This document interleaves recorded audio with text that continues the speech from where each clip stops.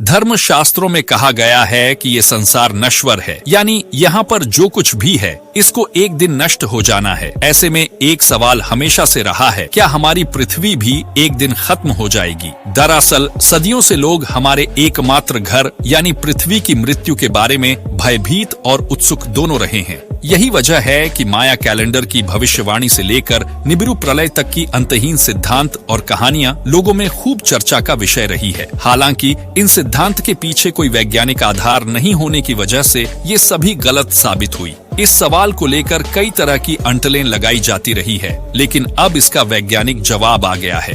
तो बने रहिए हमारे इस वीडियो में और जानते हैं कि विज्ञान क्या कहता है। दुनिया को लॉ ऑन ऑफ ग्रेविटी यानी गुरुत्वाकर्षण का सिद्धांत बताने वाले आइजैक न्यूटन ने एक ऐसी भविष्यवाणी भी की थी जो किसी की भी समझ से परे हो सकती है। पूरी दुनिया इस समय कई तरह के उतार चढ़ावों से गुजर रही है। कोरोना वायरस महामारी से लेकर मौसम तक का प्रकोप दुनिया को परेशान किए हुए है। न्यूटन को दुनिया का महान गणितज्ञ और भौतिक विज्ञानी कहा जाता है। न्यूटन ने अपनी गणना के आधार पर बताया था कि साल 2060 तक दुनिया खत्म हो चुकी है। न्यूटन ने कुछ फॉर्मूलों के आधार पर यह बात कही थी और उनके ये फॉर्मूले पिछले कुछ दिनों से सोशल मीडिया पर वायरल हो रहे हैं। सर आइजैक न्यूटन ने अपने कई नोट्स और चिट्ठियों में दुनिया के खत्म होने का जिक्र किया था। उन्होंने स्पष्ट तौर पर कहा था कि अगर साल 2060 तक दुनिया बची रह गई तो ये विनाश की शुरुआत का साल होगा। न्यूटन ने दुनिया के खत्म होने का एक फार्मूला भी दिया था।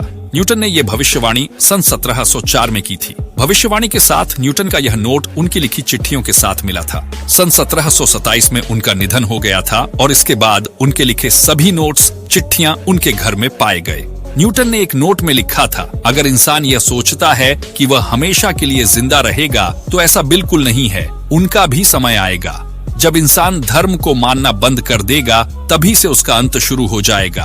दुनिया भी एक दिन खत्म हो जाएगी। दुनिया में मौजूद हर चीज कुछ समय के लिए रहेगी। एक समय आएगा जब आधा समय रह जाएगा।